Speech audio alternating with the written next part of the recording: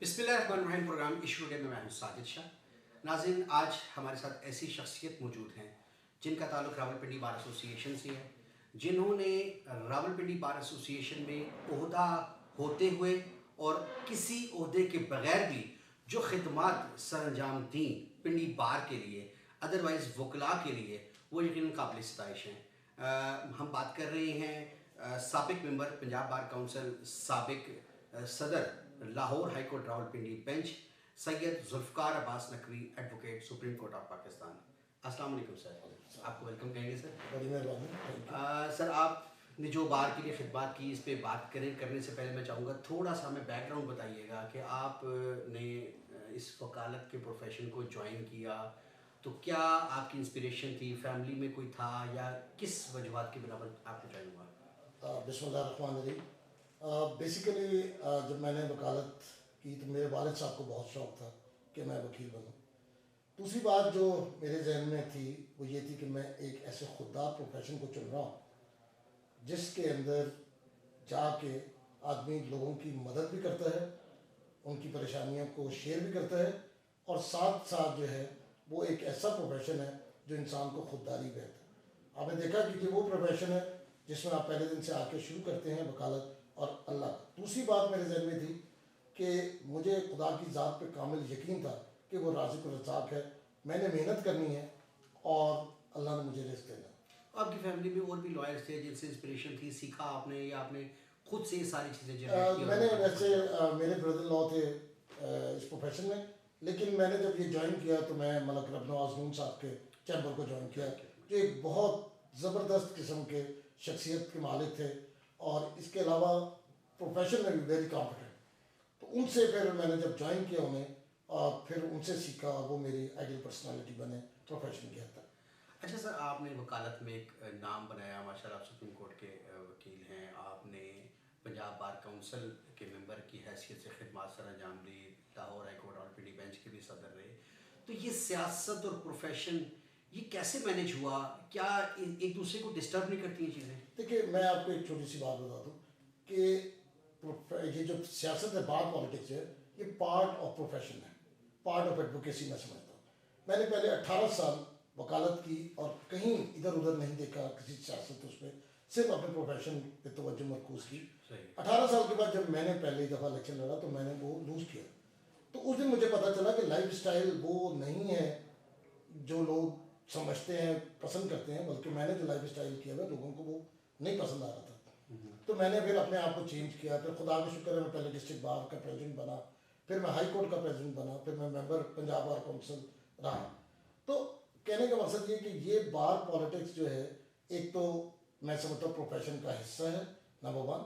Number 2 is कि बार politics जो है वो अपनी कम्युनिटी को रिटर्न करने का मकसद है। बार पॉलिटिक्स में आप जब आते हो तो आपके जहन में बहुत सारी चीज़ें ऐसी होती हैं जो आप ये समझते हो कि आप अपनी कम्युनिटी को जो है रिटर्न करेंगे। आपके प्रोफेशन डिस्टर्ब नहीं होता वकालत से छोड़ के?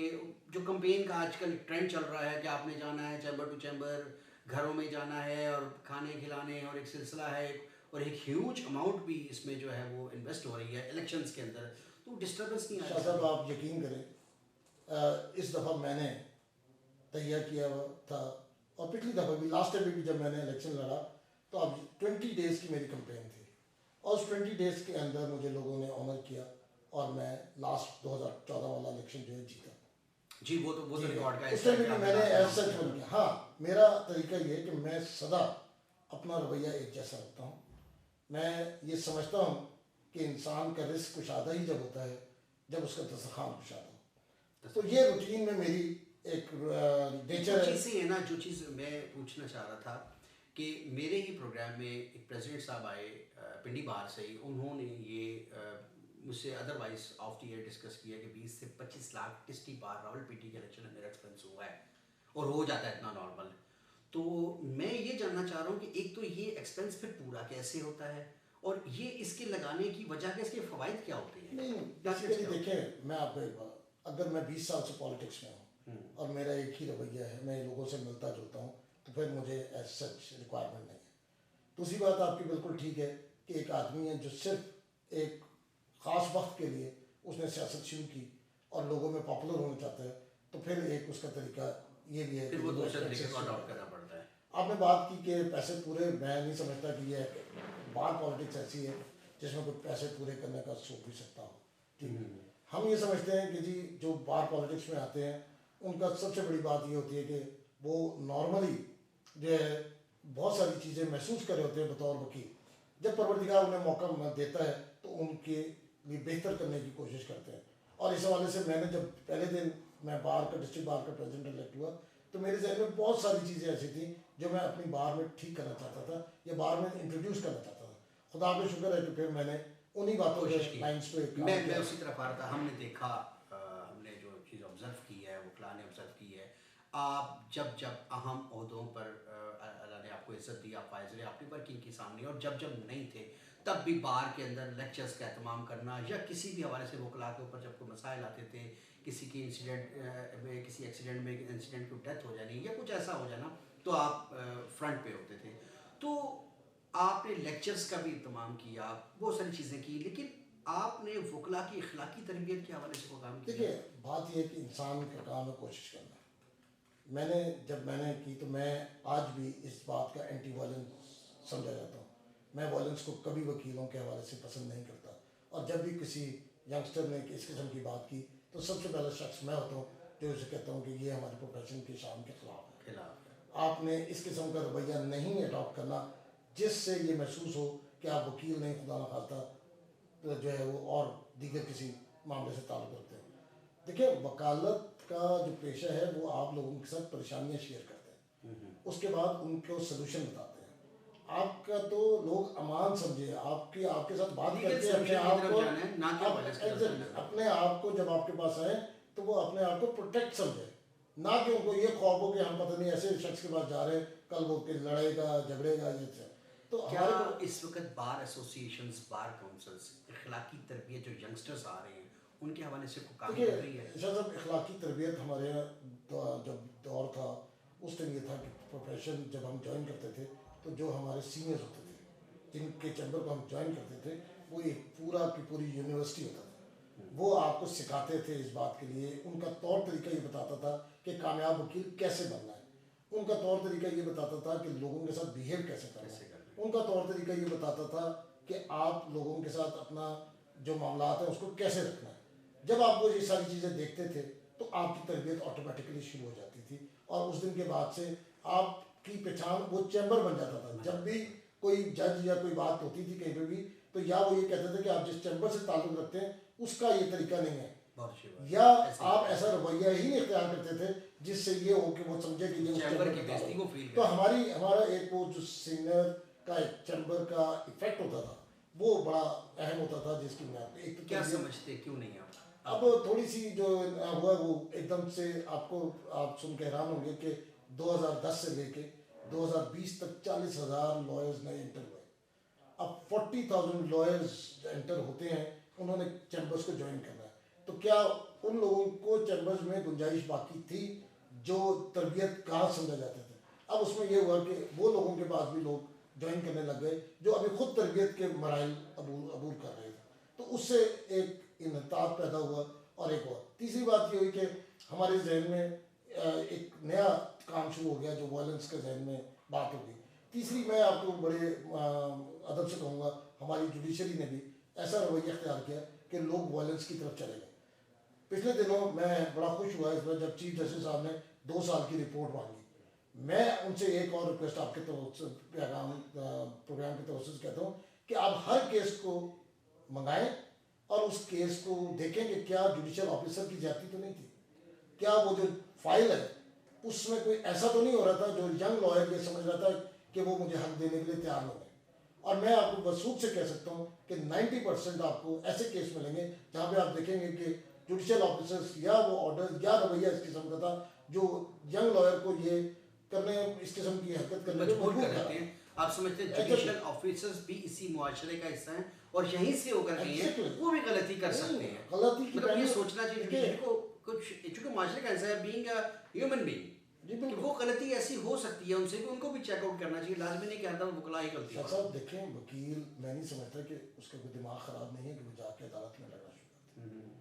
होता क्या है कि एक रिलीफ है, फर्ज कर लें, या एक उसका केस है, आप उसका कोई भी फैसला करें, लेकिन उसके फैसले से ये ज़रूर इजहार हो कि आपने इंसाफ किया, इंसाफ किया, ये ना महसूस हो कि मैं जब अदालत में जाऊँ तो मेरे जहन में क्यों कि इसने तो लेनी नहीं बेल, आइडिया इसने तो ये करना ही नहीं भाई। वाई? अगर एक केस में, मैं आपको मिसाल देता हूँ, 489F है। अब 489F वो बेल एप्लीकेशन है जिसकी मैक्सिमम पनिशमेंट 3 years की है, और नॉर्मली कानून ये है कि grant of bail is rule and refusal in exception. अब आप मैजिस्ट्रेट साहब के पास जाते हैं, वो कहते हैं भाई 3 लाख से ज़्यादा का चेक है, ये बात मैं नहीं ले सकता भाई।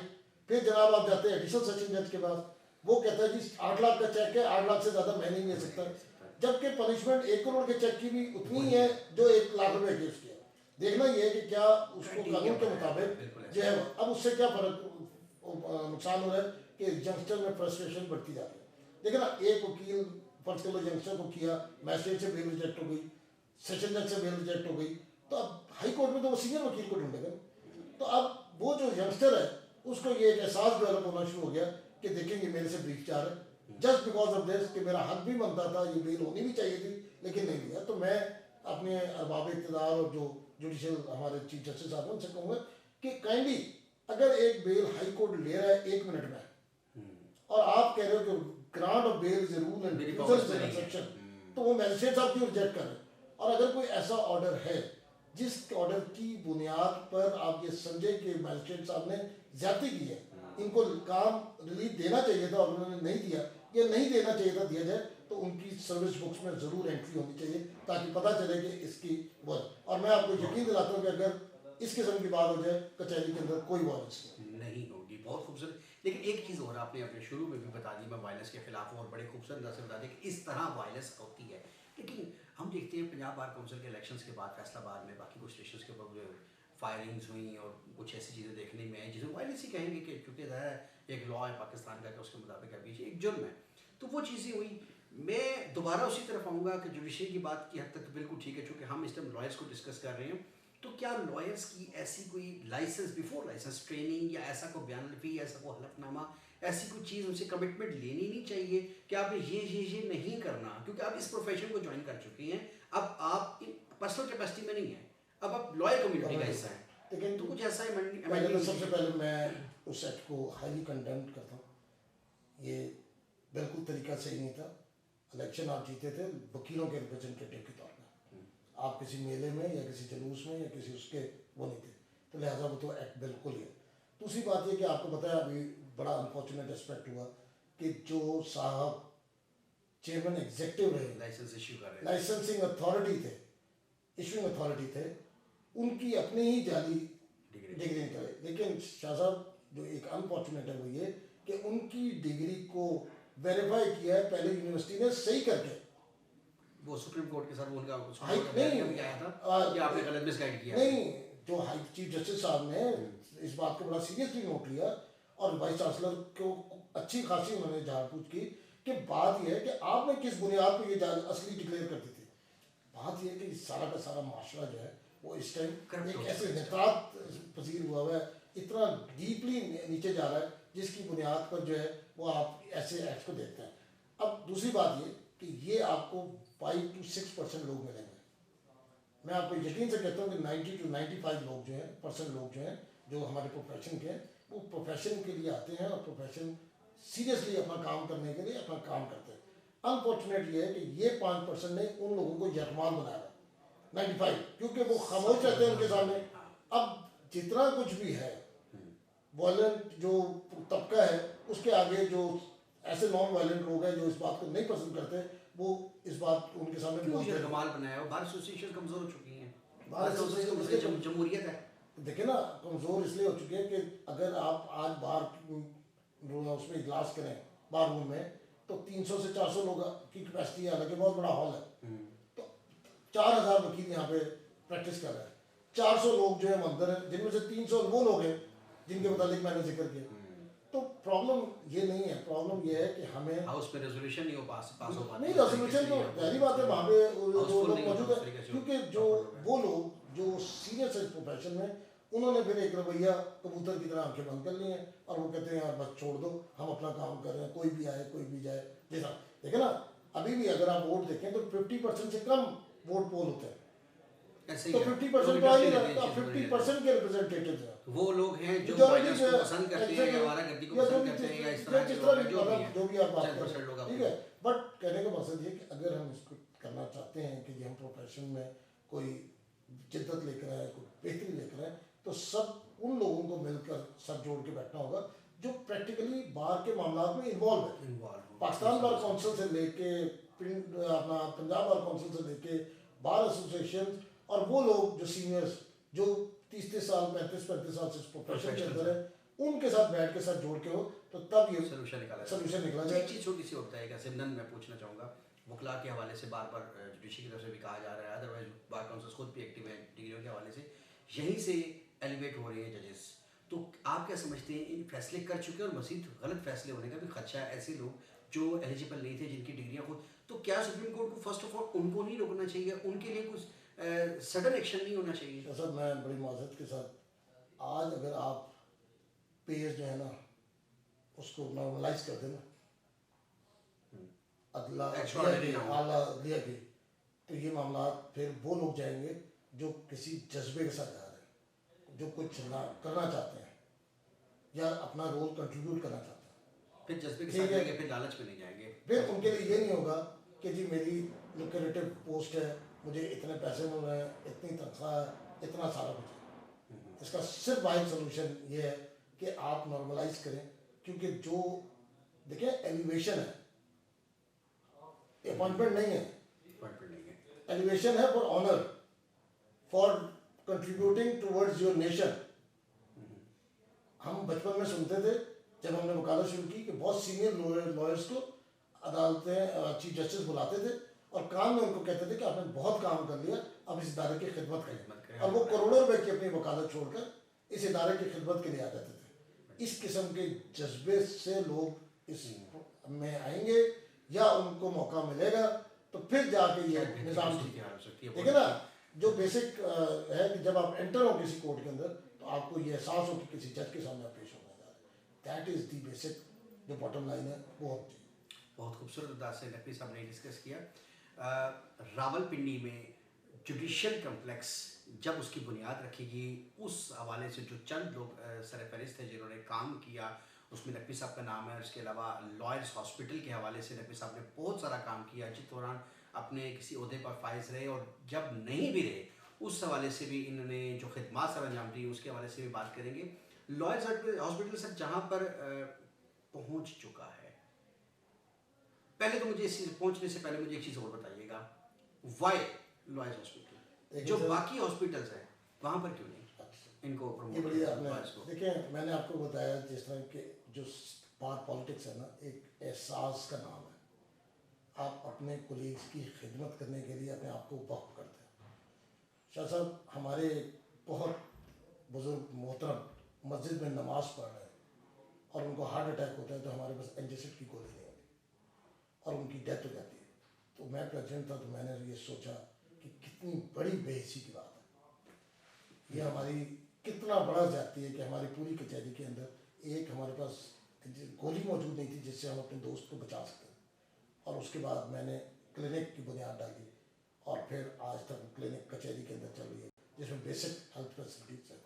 किसी तरह हमारी एक दोस्त को हॉस्पिटल हम दाखिल करके आए, कैंसर की पेशेंट थी वो। 2 दिन के बाद उनका फ़ोन आया कि हमें कमरे से निकाल रहे हैं। मैंने उनसे पूछा भाई MSc की क्यों? उन्होंने कहा जी आप एलिजिबल नहीं हैं, आप 17 ग्रेड के ऑफिसर के तौर पर नहीं एलिजिबल। हमने कहा जी हमें तो ये नोटिफिकेशन आया गवर्नमेंट का। उन्होंने कहा हमारे पास कोई नोटिफिकेशन नहीं है।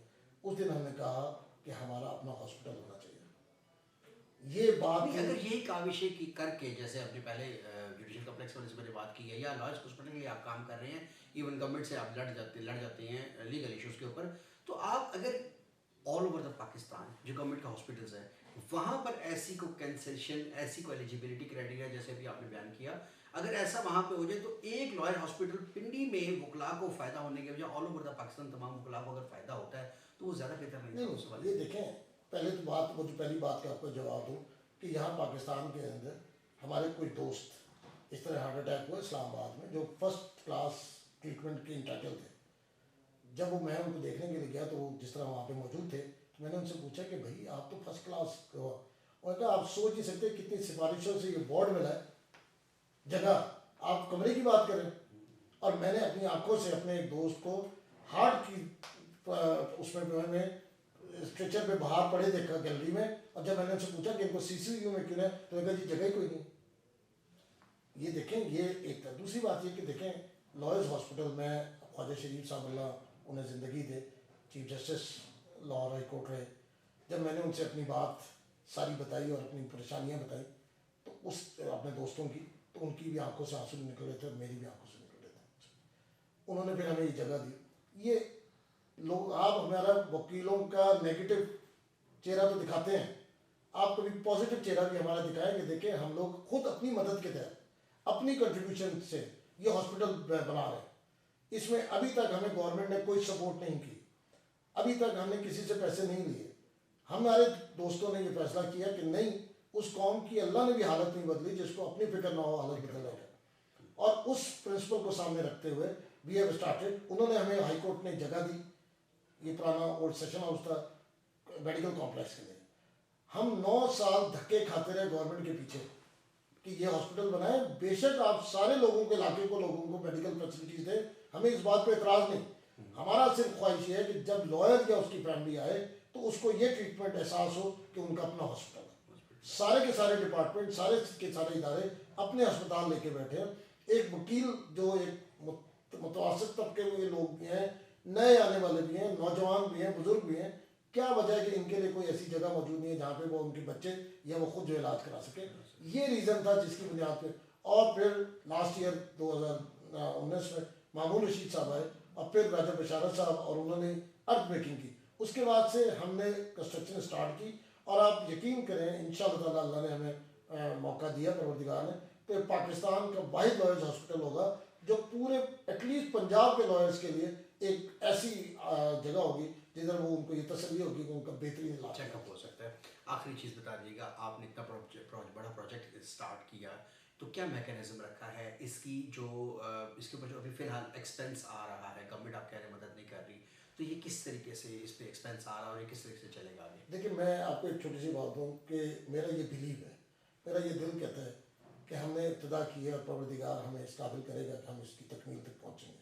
हमारे साथ हमारी Lahore high court Rawalpindi bench हमारे साथ है, मलक वहीद अंजुम साहब प्रेसिडेंट है, उनकी कैबिनेट है, हमारे साथ डिस्ट्रिक्ट बार की कैबिनेट है, हम लॉयर्स हैं। मैं आपको एक मिसाल देता हूँ, मेरे जहन में ये कि फॉर एग्जांपल मेरे वालिद साहब को बड़ा शौक था कि मैं वकील बनूँ, उनकी डेथ हो गई, तो उनकी इसाल के लिए मैं क्या कर सकता हूँ? मैं एक कमरा डोनेट कर सकता हूँ। इस तरह के अगर 100 लोग मुझे मिल जाएँ जो अपने बुजुर्गों के इसाल के लिए एक एक कमरे को डोनेट करते, तो 100 कमरों का हॉस्पिटल बन जाता है। तो मुझे ये बिलीव है इंशाअल्लाह ताला, अपनी परवरदिगार की ज़ात पे कामिल यकीन है कि हमने खलूस दिल से काम शुरू किया।